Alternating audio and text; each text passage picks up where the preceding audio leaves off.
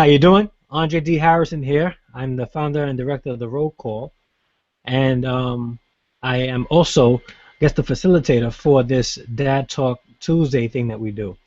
The whole purpose of this is to help equip and encourage fathers all over to be the best that they can be. So we have conversations, just candid conversations with people who are experts in the field of family and fatherhood to, in an attempt to encourage dads out there. I know that there's a lot of wonderful dads out there that want to do right by their kids, and they want to be the best fathers they can be. I'm one of them, and I think that just as this is helping me out, my hope is that it'll help you out also. So I'm glad you're tuning in. You can be doing anything else, but you're watching this, and hopefully we'll end in a nice time so that you can watch the State of the Union address. I plan on watching it too. But again, thank you so much for watching. All right. Today we have on Dad Talk Tuesday, Kenneth Braswell. I hope I pronounced it correctly. He's the director and the founder, executive director, and I believe the founder of Fathers Incorporated. So I'm pleased to have him here. He knows a lot about the topic of fatherhood, and they have a lot of things going on. So we're going to be talking about that today. So I thank you for joining me. Thank you so much, Andre. It's a pleasure. Anytime I could help facilitate a conversation along in this field of responsible fatherhood and particularly parenting, and especially with respect to our people in our community, just give me a call. I'm there. Thank you very much. I do want to share this. Like I'm not sure about your past. I grew up without my father, and I grew up in a single mother home, and actually a single mother, and also raised by my grandmother. And my grandmother passed away last week, so God rest her soul. But I felt the sting of not having a father in my life, and organizations like yourself help fathers, I guess, become equipped to be better dads, to understand what resources are out there to help fathers be better fathers, even if they're not living in the home. So I commend you for this organization that you have. Can you tell us a little bit about it? Yeah, my background is similar. For those who don't know, I grew up in Crown Heights, Brooklyn. Brooklyn. So it was only, when I came back from the military that I moved up to Albany, New York to go to school. But my family is still in Brooklyn. My mother still lives in East New York. My daughter actually lives on the same floor that I grew up in the same building on the same street. My granddaughter, is still in that community. And so my heart is still very connected to Brooklyn. I'm in Atlanta now, but I've only been here for 5 months. But we're actually getting ready to come to New York and open an office in Brooklyn because I've always wanted to come back home to take some of this blessing and anointing that God has given me with respect to this work around families and change and move the needle for my brothers and sisters and my friends that I grew up with in Brooklyn. But we started Fathers Incorporated this past year. We celebrated 10 years. And we started in 2004 with an eye towards really working with fathers around custody, visitation, and child support. And I think that's where most guys who get into this work start off, because that tends to be the point of pain. And so you want to do it for yourself, but then you want to help other men and other fathers kind of be able to walk through that issue as well. But as I began to move along in that space, I realized that, you know what, there's more to this and more to the struggles that we face as men in our families and in our community than custody, visitation, and child support. Jobs are our issue. Housing is our issue. Education is our issue. Incarceration is our issue. We just have a multiplicity of issues to which child support and those other things tend to be the result of. And so what we decided to do was to kind of move past doing that work specifically and really look at the services that were being provided for fathers, particularly black men. And what we found is that very little is being done to provide services for black men other than to house them in prison. And so we started a comprehensive program at really trying to figure out how to build the capacity of other organizations, because I wanted to do it at scale. And so I started working. I was the director of the New York State Fatherhood initiative under Pataki, and then under Spitzer, and then under Patterson. And while we were there, we served some 5,500 men across the state of New York. Got them to work, got them paying their child support payments, got them engaged in their children, got them in better relationships with the mothers of their children, the whole nine.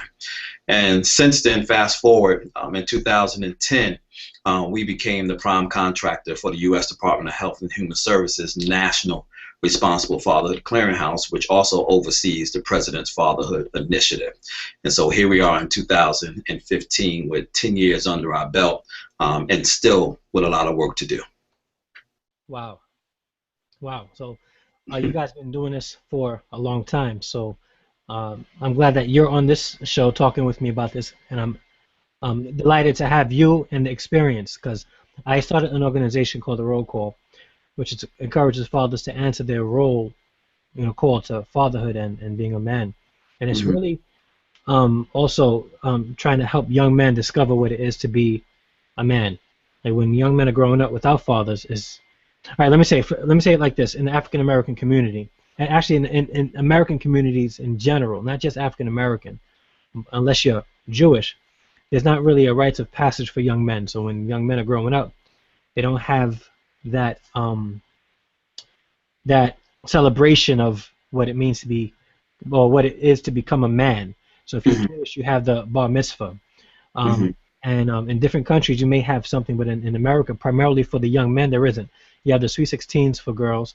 If you're Hispanic, you have the quinceañera, not really for young men. So like I started this organization to help young men discover what it is to be a man, and to help fathers by equipping them with resources to help them, relate to their kids a little bit more. But you have a lot of experience. I'm hoping that we can continue to connect, and I can continue to learn, and really pull nuggets out of you.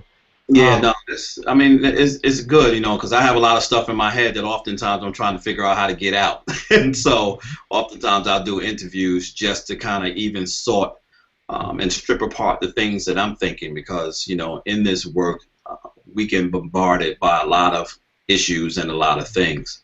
And it's a difficult work, trying to be in the forefront of saving our families and saving our people for several different reasons.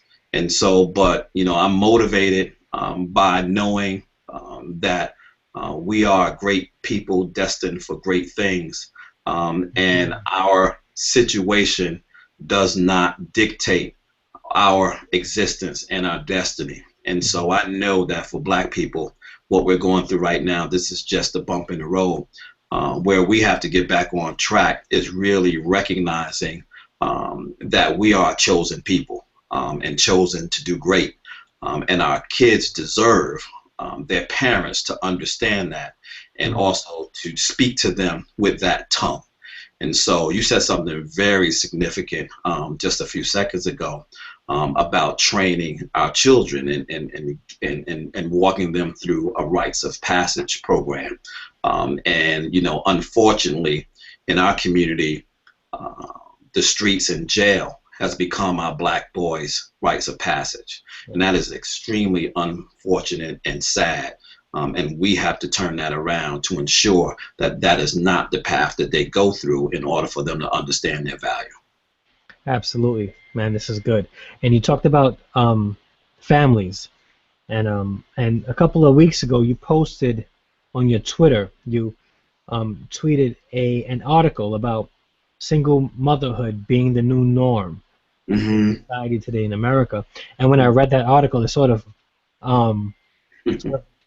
lit a light bulb in me, because I grew up in a single mother household. She had help from my grandmother, but my father wasn't in the picture. And it's scary to just think about how far, I guess, families have gone. Now it's become a norm when you hear of a single mother raising kids on her own. And I got to say this by experience. I'm a single father, and I have custody of 2 of my kids. And before that, I had custody of all of my kids. And my oldest wanted to try living with his mom, and because we're trying to co-parent, I agreed. But prior to that, when people hear that I'm a single father with custody of my kids, it was like this amazing thing. Um, and I think it's because, and it's not that I'm doing anything that any father should not be doing. I think it's Hmm. because it's the norm that single motherhood is what it is. It's the norm that when a father is in that position, it's sort of weird and out of place. Can you give me a little bit of thoughts on that? Yeah, so, because we are a somewhat clearinghouse of information, anytime I see an article that is relative to our work, whether it be around motherhood or fatherhood, I post it whether I agree with it or not. Mhm. And so that particular article drove me up a wall. Mm, Uh, and here's why. Let me strip this conversation apart because I like for people to kind of understand this and wrap themselves around it because it then helps them with understanding their role in the lives of their children.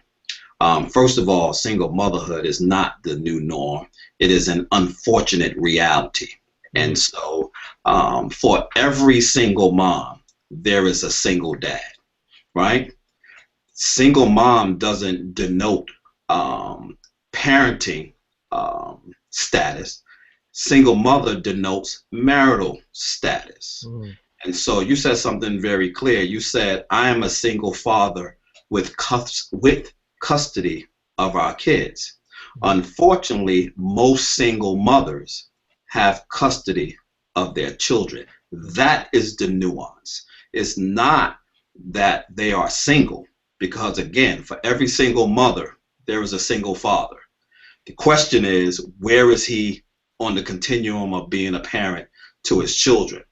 And so we have allowed America to take this single mother uh, label and somewhat almost lull our mothers into sleep, into believing that fathers are either irrelevant or do not exist. And so when you look at the statistics, particularly in our community, now they are saddening. I'm not going to take anything away from the reality of our people. And so in our community, almost 75% of our children are born into out of wedlock households. And unfortunately, what that means within 5 years that those children will end up probably spending little to no time with their father. But what it doesn't mean is that fathers are completely not in their lives. Just because someone has a child out of wedlock doesn't mean that dad is not around. The only thing that it means is that they're not married. And so marriage statistics across our country are plummeting anyway. In fact, there's been a couple of articles that actually suggest that now more people are getting married, but those are in the middle class spaces. For low income parents, our marriage rates are still plummeting down. And so we have to be very careful about the language that we use around this, because the language tells us something that's not always true about our reality. And so if you continue to call yourself and think of yourself as a single mom, it doesn't give you space mm, to allow the single dad in, which is why when you say I'm a single dad, it sounds so off. mm. When it's not off. The single dad for you doesn't denote your parenting status, it denotes your marital status. Yeah. Right? You are a single dad who happens to have custody of your children. It Mhm. means that you're not married, but your children live with you. Yeah. That is what is not normal. It isn't not normal that you're single, because most men are single. Mhm. So when did it become, I guess, when did the fact that, well, the idea that fathers are irrelevant come into play with that title of being a single mom? And how did that happen? I think you have to bring me back on your show in order for me to strip, that part, because it is part of our unfortunate history. Yeah. And so, and I tend to not want to go all the way back to slavery, but sometimes you have to go back. Mhm. If to only note that our slave masters understood that the destruction of the man meant the destruction of the family. Mm, And so men, particularly black men, have always been the target of destruction because they knew that without the black man, women and children would be vulnerable. And that equation has not stopped all the way up until 2015. It is still very clear that when men are not involved in the lives of our families in the way that we should be, that our mothers and our children are left vulnerable. The good thing is, mothers, particularly black women with their resiliency, has just done some awesome, awesome things. They have been able to pick up, as my grandmother used to say, the bloodstained banner, right? And they've been able to make it happen. My mother was a single mom. I grew up without my dad in my house. My mother did the very best she could for raising myself, my brother, and my sister.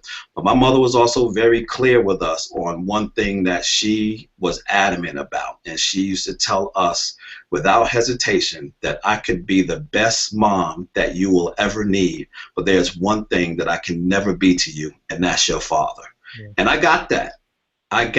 I knew that, but having said that, she tried very, very hard to ensure that even though I did not have a father in my life, that I had a level of male presence to help me along with my manhood. But what that did not do for me, although I was able to get a somewhat of a grasp, right, on my manhood, there was nothing available to fill my void, that of the hole that I had in my soul for the missing of my father. Yeah. He was the only person who could fill that hole. Not another stepfather, not another uncle, not another mentor, not another coach. All of them can come in and provide you the comfort that you need from other men to help you walk through life and to help you understand your existence of a man, in essence, to help you walk through that rites of passage, Yeah. right? But the hole that is left by that absent father can only be filled by him. Anybody will tell you that. Whether or not the father walked out the door when you was 2 years old, you never knew who he was, or in some very unfortunate cases when a son's father dies at a really young age, right? It's not his fault. The father had something going on and the father died, and regardless of whether or not how he left out of that life, and so I talk about sons but daughters too, but somewhere along in life they will look and say, wow, and they will always thirst for, I wish I had my father in my life. Yeah. And I think I experienced that too, growing up without my father. I met my father for the first time a couple of years ago. But there was something that you said that your mother would always tell you, and that's you said that she could be the best mother she can be, but she'll Mhm. never be your father. Right. Do you think that that sort of played a part in how you view your responsibilities as a father? Because let's say she told you the very opposite. I don't need a man. I can do this on my own. And let's say you became a father. Is it likely that you would have had in the back of your mind, well, I got this girl pregnant. Hmm. She really doesn't need me because, she could probably do it on her own anyway. Do you think that your mother instilling that fact in you, that idea that although she could be the best mom she can be, the fact that she wasn't your father, you know, that like no matter how good of a mother she can be, she could never be a father. Did that play or have any kind of, I guess, bearing on in you being who you are today? I don't think so. I think that as I looked around my community, Mhm. most of my friends did not have their fathers in their lives, but there were a few who did. And so I was able to kind of see, what a father's role looked like. Unfortunately, all of them left at some point. So that also became our norm, right? But, I have never been around, at least in my younger ages, around someone close to me that I heard say, I don't need a man. Now, I used to hear it, but I don't hear it as much. But when I personally hear it now, I know the counter conversation, right? Because now I'm old enough to articulate and see the contradictions. And Mhm. so think about this for a minute, Andre. Most women have both sons and daughters. Mhm. Most. Some only have daughters, but very few. I mean, they most have sons and daughters. Somehow they're able to love their sons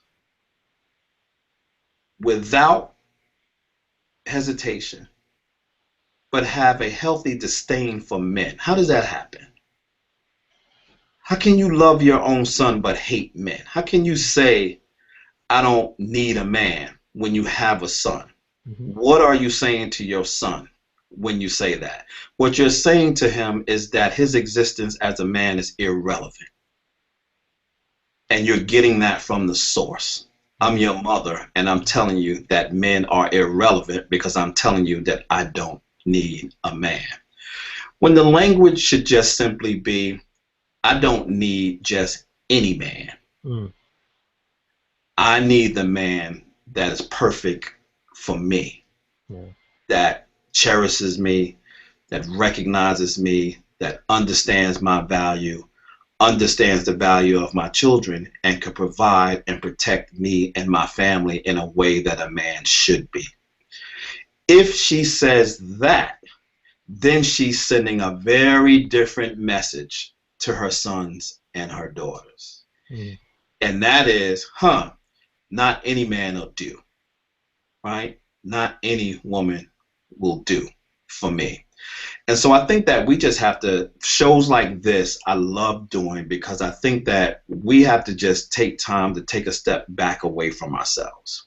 And so many of us, and I'm sure you have gone through this as well, have gone through some very painful relationships that have created some very painful scars that almost unconsciously force us to sabotage our relationships, be very bitter and very um, not clear-headed about the relationships that we walk into, to the extent that we actually punish the new person for the thing that the old person did. And we have difficulty in letting go of the baggage. We like carrying. Some people just love carrying baggage, right? When I get to the airport, the first thing on my brain is I got to get rid of my baggage. Yeah. I get rid of this stuff because I can't move comfortably. I gotta let it go. Now I gotta remember that the baggage is there because the baggage is part of who I am. But I don't have to carry it everywhere I go. Mm-hmm. And the goal is to become independent of the baggage. What happens is we become dependent on the baggage. That our identity somewhat is lost because our identity is attached to our baggage. Ayanna Van Zant said something in one of her shows that just stuck to me one time. She said, some people like living their story. Some people like being their story. So whatever their story is, I'm a single mom, I don't have a man, I'm whatever, that becomes their story, and they live that story, and they're identified by that story. And what she was saying is that sometimes people have to let go of the story so that they can get to the reality. The story is a story that has an ending that you can create for yourself. And you have to realize that, as opposed to letting the story be a continuous cycle of endless stories that tell you that you're not relevant and that your self-esteem is not where it should be. And so I think that for mothers who are struggling out there and have gone through some really bad situations, at some point, my aunt used to say, at some point you got to put the brakes on. At some point, you just got to put the brakes on and just stop and take life in and really assess, why do I keep making the right turn at this corner when I know I should be making the left turn? What is it about this corner that I cannot turn left? And analyze that and have people help you and talk you through. Folks that are, before I got married, I had a good friend who told me one of the best pieces of advice I had ever gotten. She said, and I think that this is true for people in relationships too. It's smart for marriages, but it's relevant for relationships. And she said, make sure your marriage has friends, Mm. not you or your wife, but make sure that you have people in your life that care about your marriage. And what that means is that people who care about both of you. So whether you're wrong or she's wrong, their concern is only that, listen, I'm concerned about the marriage, that you get whatever is wrong and whatever needs to be fixed so that the marriage is healthy. Mm. Because that person understands the relevancy between the marriage and the children. Wow. Yeah. Wow. That's a that's very deep. Very Mhm. deep. Yeah. Where did you hear that from? A good friend of mine, and unfortunately, rest her soul, she just passed away about 6 months ago. Mm. Brenda Brooke, I'll never forget her. She was just the most sweetest woman who would give you, or she would give me very subtle advice that you didn't even know was coming. You know, people tell you something you don't know what's coming, and they Yeah. tell you something, and then somewhere down the line, you're like, huh, that made a whole lot of sense. Yeah. Yeah. She was just that kind of very subtle person who cared about people. Hmm. And she cared about their circumstances. She told me one time, I used to be the vice president of our urban league in upstate New York. And I have an affinity for BMWs. I have one, got it repoed, don't have it again, but I want one. At one day in my life, I want another one back. I want a new one. I just want a Yeah. nice one, Yeah. right? And I didn't have, I think before that I had old beat up Camry or something I had, and I was like really crazy. I wanted to get up. My thing was, I got to get a BMW. I need a BMW. And she asked me one day, what do you need a BMW for? And I said, it's just nice. She goes, no, serious. What do you need a BMW for? And I knew what I needed a BMW for. BMW at that time, I was single. It got me girls. That's what BMW did. Yeah. And she said to me, she goes, you don't need a car. You don't need to wrap around what is already beautiful. She says, no one needs to see you through the window of a BMW. She says, but contemplate this for a minute. Let people see a BMW in you. Mm. Wow. And I was like, now that didn't stop my affinity for wanting to get a BMW, but I understood what she was saying. She was just simply saying to me, don't let that be the driver of who you are. And you don't have to play or be the Joneses to be the best you. And those are very simple kind of conversations. So when we talk about, particularly single moms and this notion that people believe is the new norm, when you use that term, people are looking for something new. And there ain't nothing new out there. We've always had this issue of single mothers in our community. And it's a very unfortunate thing. I can only, no, let me take that back. I can't even imagine what it must be like to be a mother and have children and know that there's a father out there somewhere who either won't step up or can't step up, right? Because we know that there are two realities out there. One is where they won't step up, and the child support system is made for that person until they get it and understand that they should Yeah. be stepping up. But there are much more fathers out there who can't step up, at least at the level that people expect them to step up. And how do you build that kind of patience in our mothers to understand that there is some steps that we have to take as men to get us where we need to be, because society has always told us that we were here. Mm. So we can't come in on Sunday here or come in on Monday here and expect for us on Sunday to be here. And so we have to be, I think that communication between us is critically important. I think that that is the best tools that a single mother has, and that is her ability to communicate. And so, when we talk about those things, and so, and this is the other thing that I hate about the term single moms, and that is other people use it against single mothers to somewhat speak to their incapability of being a mom, Yeah. right? So somehow, just because they're a single mom, they have a flaw, right? And that flaw being they don't have a Mhm. husband, right? And that's not a flaw. And I think that we get wrapped up in those conversations around, there was someone not too long ago, I can't remember the senator's name, he got in trouble for saying it, and he was talking about welfare queens. And so Yeah, I there's all remember. these, remember that? And so Hmm. there's all these kind of negative connotations out there that speak to what a single mom is.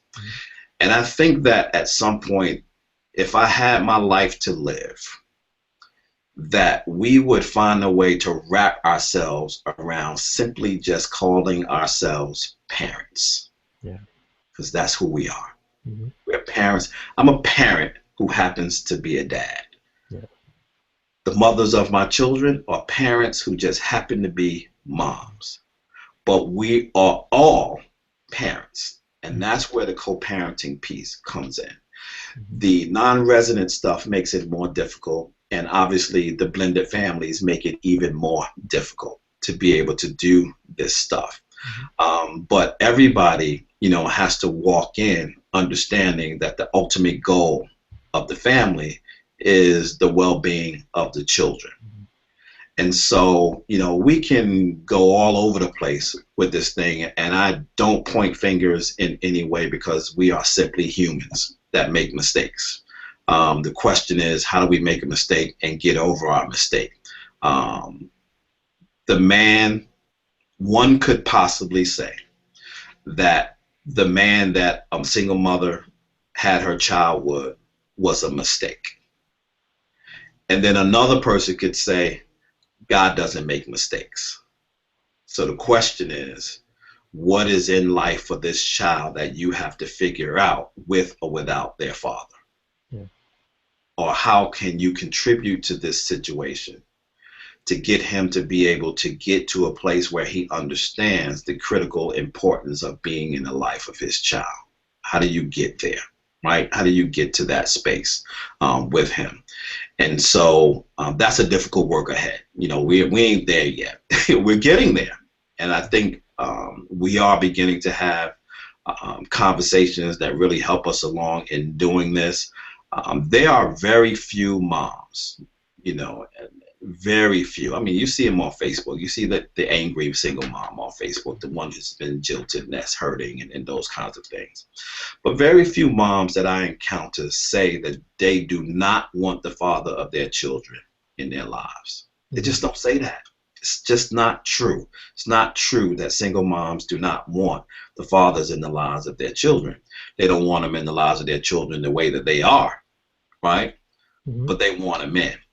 And the question is, how do you get to the point where the relationship allows for improvement of the dad to get to where he is, Yeah.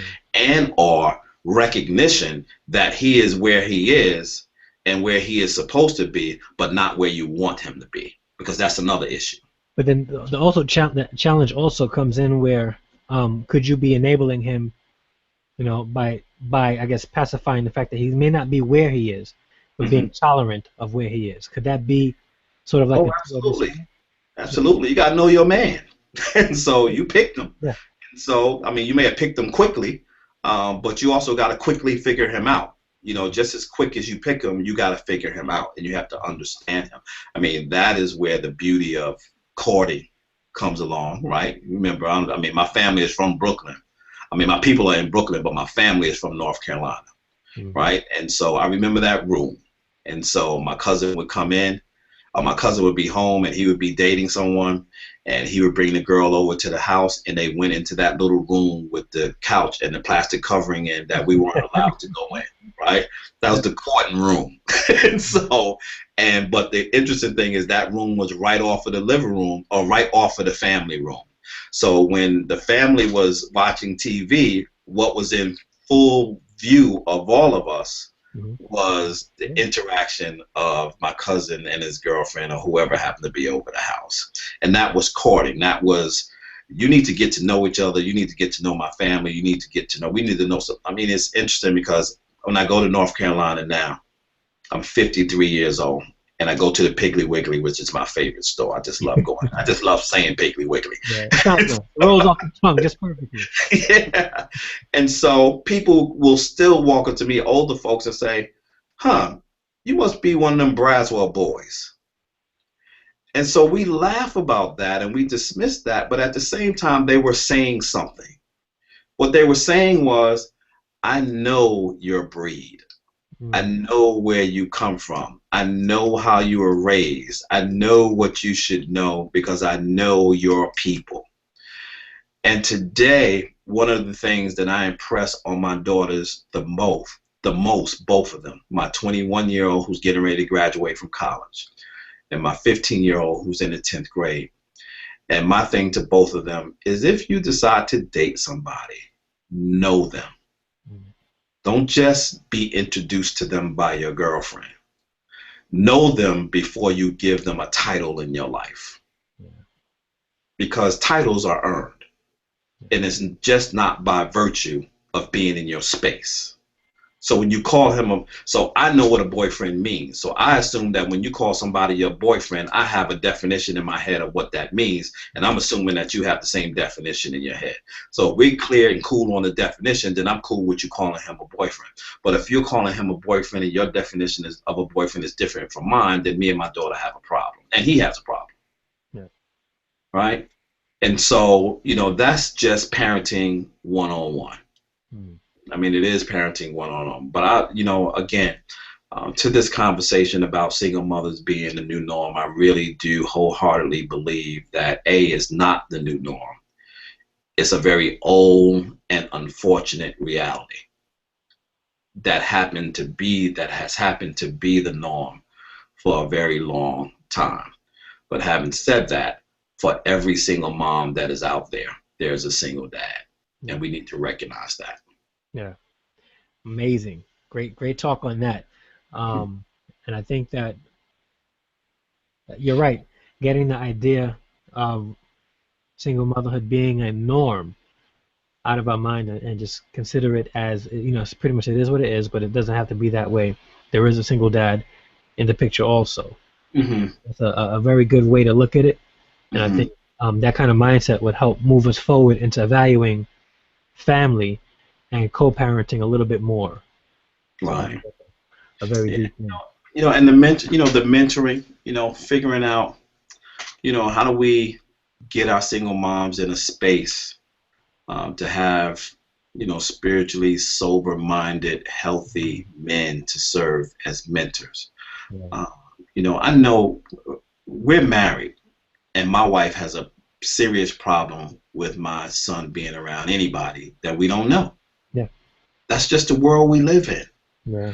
So I can only imagine for a single mom who doesn't have a father to go pick up the children or to go to hang out and watch and be that second eye or second set of eyes, to have discernment about somebody that may or may not be right.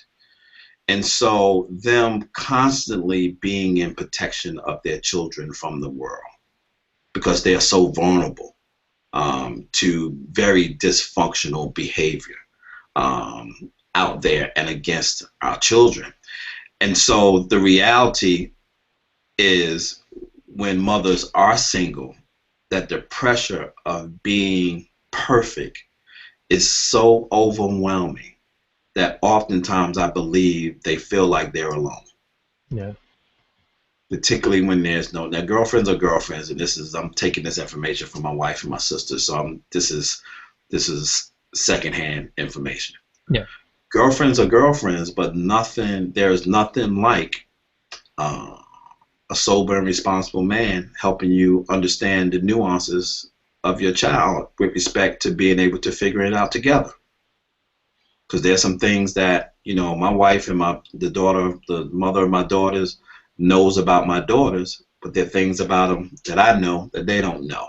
Yeah. The beauty is when we take both of those things and put it together, we almost always come up with the perfect issue and answer and solution to whatever the problem is. And I learned something in the process. They learned something in the process. Yeah, and I think that's the result of two parents coming together and saying it's not about what I believe, it's not about what I feel. Right. The main agenda here is what's best for the children. Absolutely. I think that has to be key when two parents want to come together and they have a child and things don't work out with the parents. And no matter who the child goes with, which parent has custody, let's consider what's best for the child. And even if let's say in my situation, if my place and my situation isn't the best for the child, have to consider that also, and so the best situation may be that they're with their mom. It doesn't make me any less of a father because they don't live with me, and it doesn't make her less than a mother because they don't live with me.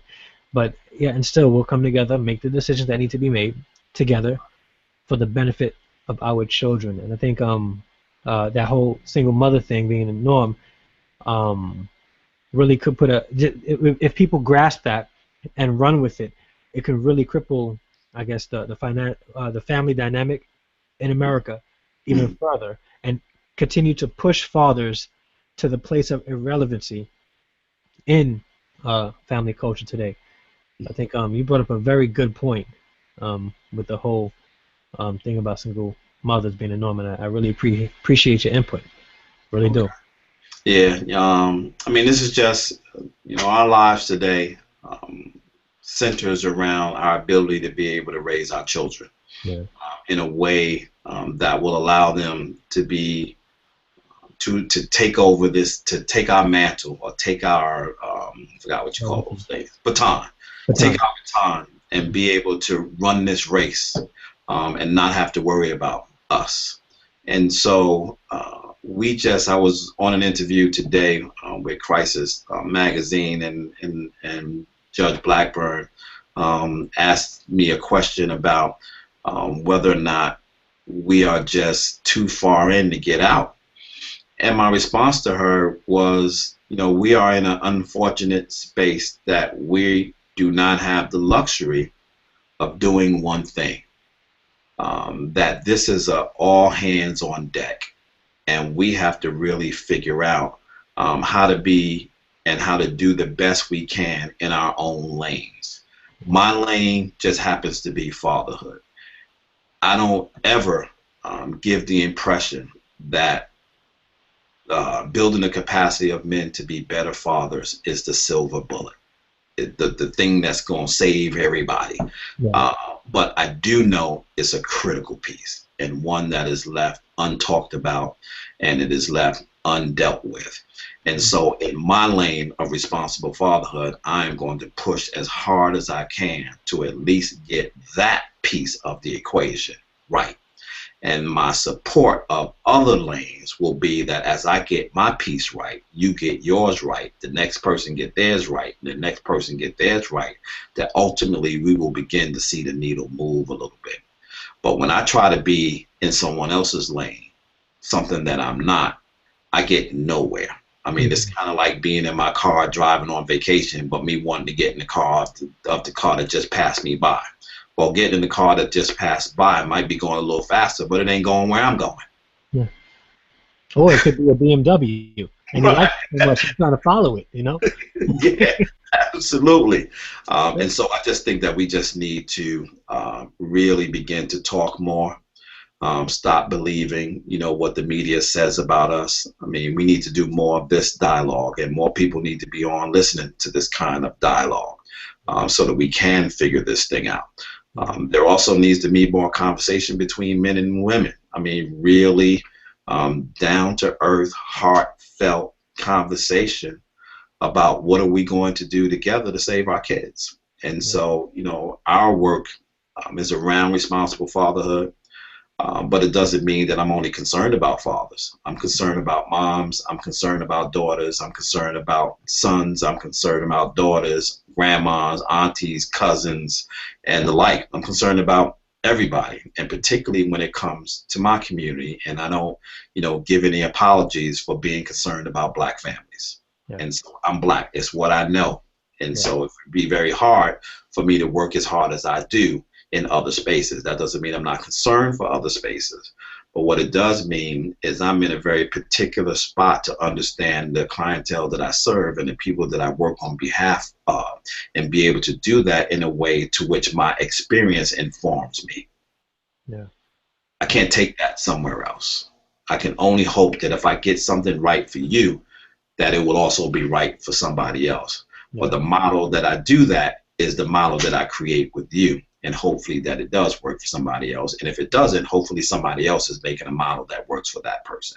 But right here in this lane, the one that God created for me, this is fatherhood, Black families. This is where I am. and I love everybody else to death. But right now, my people need some very serious focus, and they need to be shown that there are folks out there who care about them at a level to which they would do almost anything to save them. Wow, good stuff. I do. We have a few minutes left, and I didn't want to end without speaking about the February 6th National Save Our Sons event. Could you tell us a little Okay. bit about that? Sure. We came up with this idea, or I came up with this idea.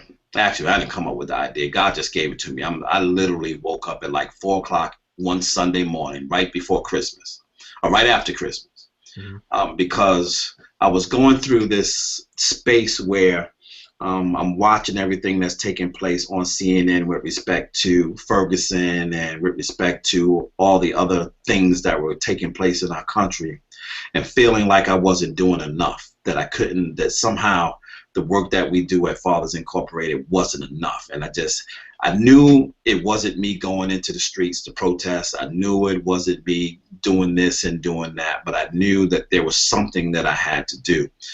And it just kind of dropped it on me. Do what you do best. Galvanize people and change their behaviors.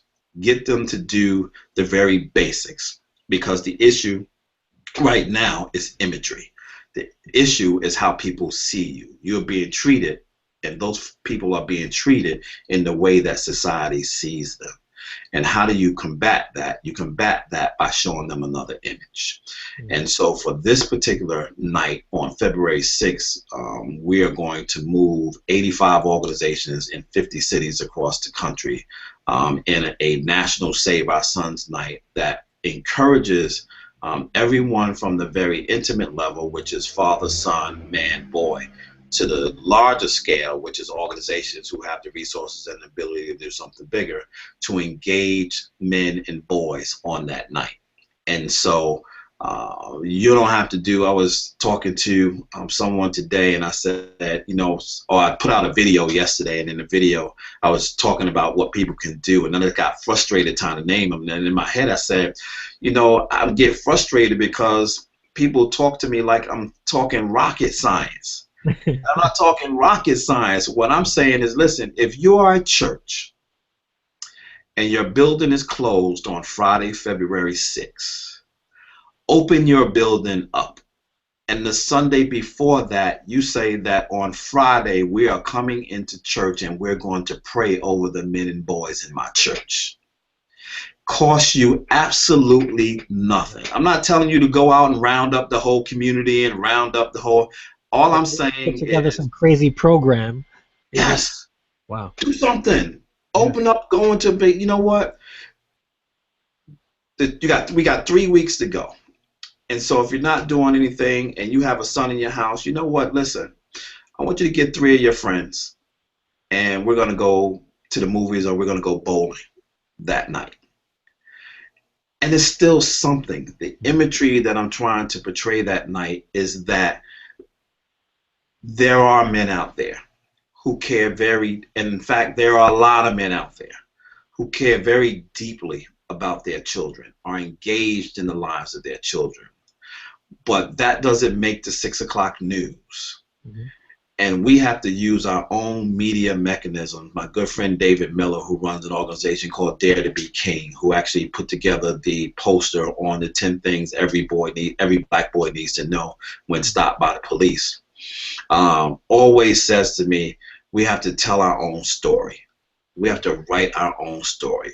And so if it's just me and you, Andre, on a Tuesday night talking about this issue, that's fine. But we got to keep talking about it, keep talking about it, keep talking about it, keep talking about it, keep talking about it. Because the beauty about you and I talking about it is that we are telling and expressing our story. Yeah. With no twists, turns, agendas, or anything from mass media. This is it, straight, no chaser, right? And so National Save Our Sons Night is just that. Get out and do something. And then we have to tell that story and show that story. So that single moms, right, swinging it back to this conversation, can very clearly see that there are men out there who care about their children. Yeah. And in this campaign, I just might motivate the dude who hasn't picked up his cow in 2 weeks to say, you know what, I'm gonna call up tonight and see if I can come and see my son tonight. I don't know. It might happen. Somebody might see, we have these cards, right? And so these cards were designed. So if I'm on the street and I pass a brother by, I say, you got a son? And they said, yeah, take this. On the 6th, we're promoting Save Our Sons Night. Do something special with your son that night. That brother may take this card and walk away and look at it and say it to himself, you know what? I might spend some time with my son that night. Very simple. And so people will ask, well, what about our daughters? We got you.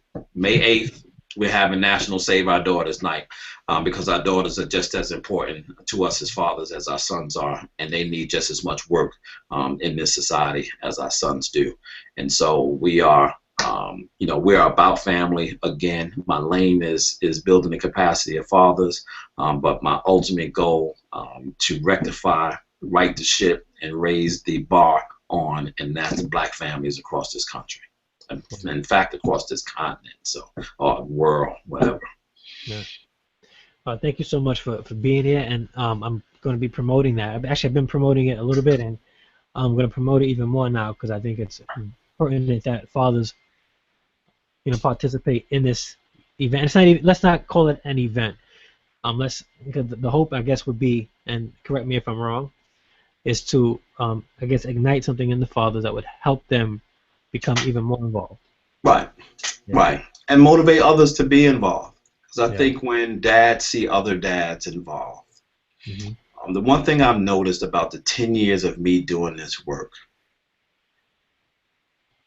there are very few times that I'm around a man and don't motivate him to do more for his children, and for his wife and our girlfriend. It's infectious, right? My boys, most of them, we hang out, we laugh, we have fun, but we also spend a lot of time talking about our children.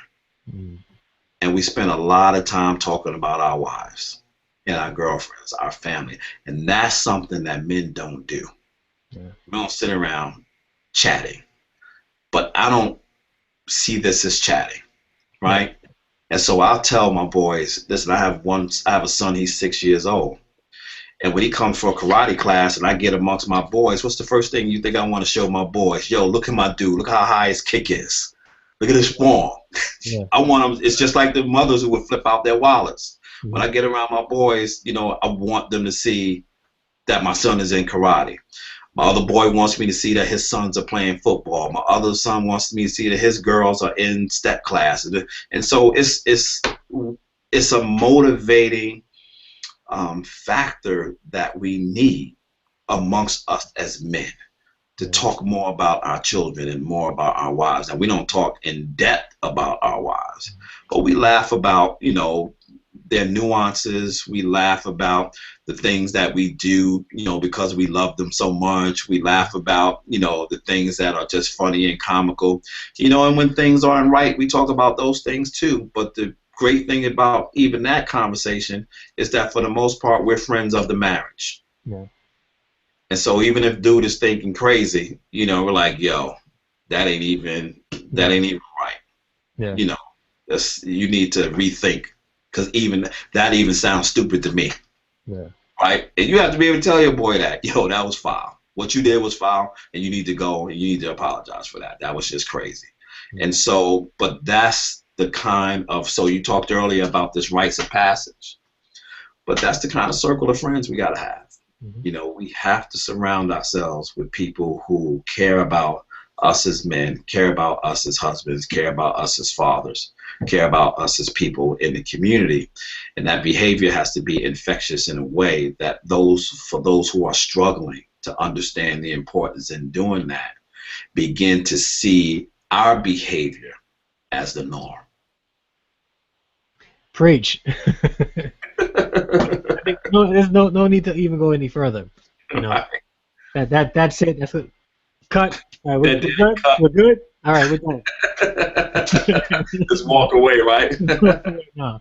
Thank you so much, Kenneth, and I hope that we have an opportunity to, um, outside of this, discuss more about the work at hand, and not just the work, just chop it up a little bit about the our kids and Yeah, this yeah. brother. I had a great time talking with you, and I Mhm. think that this National Save Our Sons Night and then the National Save Our Daughters Night is going to be a great event. And my hope and prayer is that this would really set a blaze in the fathers' hearts to really want to be there for their kids. I find that some dads want to be there for their kids, and there's this inward, inside, deep inside, there's this sense of pride and desire to protect. You can have a man who may not ever know his child, right? But when he finds out that this son or daughter is his child, and they're in trouble, he's willing to go help out, you know. Mhm. And I think that given the proper motivation, any man, like you said before, would step up to the plate. And I think that's embedded inside the nature of man to Right. rise to certain challenges. And I Mhm. think that that's one challenge that we need to encourage all these fathers out there to meet and to excel in. And I'm Mhm. thankful for Fathers Incorporated and everything that they're doing to help not just fathers, but families. Tell us a little bit about how we can get in touch with you if we would like to know about your organization, if we wanted to get resources from your organization. Mhm. Well, there's a couple of ways, but before I do that, I'll close with this, and that is in recognition that there are some fathers that are out there that are caught up in systems that serve as a very serious barrier for them to get to their children. Yeah. I have a friend right now that I grew up with that's going through that this very moment. He has to pay every time he sees his child. Right. So And so there's some crazy things that systems have done to fathers out there. Mhm. And there are some moms who will use those systems again for everything else but for the sake and well-being of their child. Sometimes it is, sometimes it isn't. And so I never walk away from these conversations wanting men to think that just pull yourself up by your bootstrap, man up, and do the right thing is all that needs to happen in their lives. And so while there are those of us who do this thing and do it well, and those who don't want any parts of their children, there are men out there who want very badly to be in the lives of their children and are caught up in a system, whether it's child support, criminal justice, custody, visitation, child welfare, probation, whatever it is. And what I say to those men is this very simply: do not give up. Do not give up. Do not allow anyone to pull you out of the lane of you wanting to be with your child. If that means being quiet sometimes, shut up, right? If that means saying okay, thank you to someone who's hurt you really badly, in this case maybe the mom, say thank you. Say how was your day. Say something. But you should be willing to do whatever it takes within the spirit of love to get to your child. And lawyers, law guardians, and judge magistrates are not always the best way to get to your child, because the ultimate gatekeeper is the mom. So if you want to get to your child, the best relationship to repair is the one with the child of your mother. Now that is withstanding or notwithstanding when there are safety issues. And so I never want people to kind of think that every relationship can fall in that space, because some guys just don't need to be around their children and vice versa. Yeah. And so safety is always number one, number uno. But I just want to leave with those guys. Don't stop. Don't quit. Because ultimately your children will get older, and they won't be so controlled by the systems and so controlled, by the moms who won't allow them to see their dads. And you're going to have to be able to answer this question of your children. And that question is going to be, well, Dad, how hard did you try? Yeah. And you're going to have to be able to answer that question. How hard did you try? What did you do?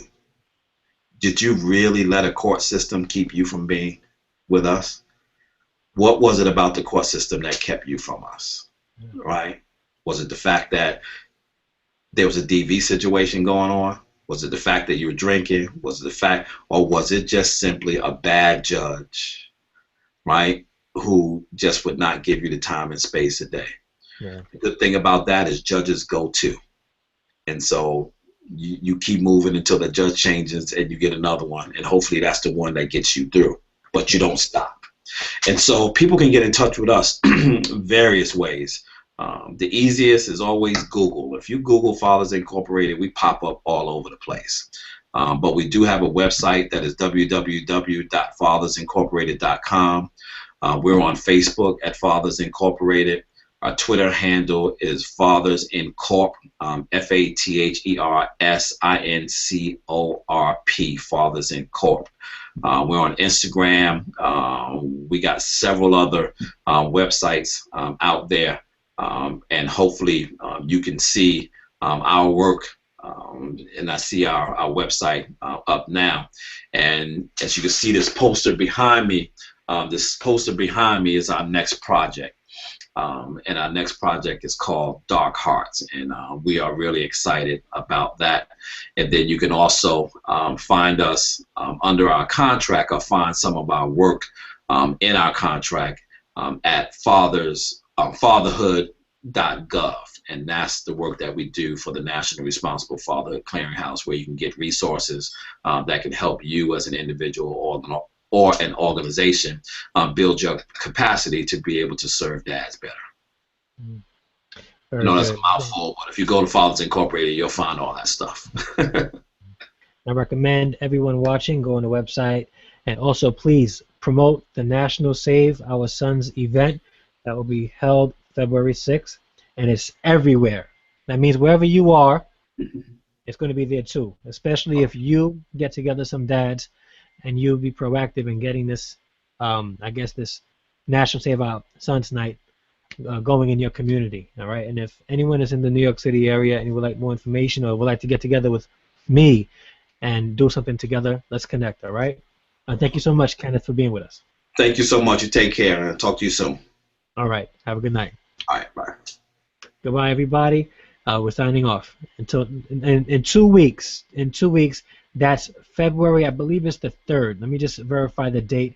February 3rd. We have a show. It's going to be entitled New Dads. So this show is specifically for new dads. We're going to be talking with 2 brand new fathers who have never had children before, and they have children now, and talking to them about their experience about with being a new father, and whether there was any reluctancies, anything like that. So make sure you guys tune in Tuesday, February 3rd at 7 p.m. live. I am Andre D. Harrison. God bless and peace.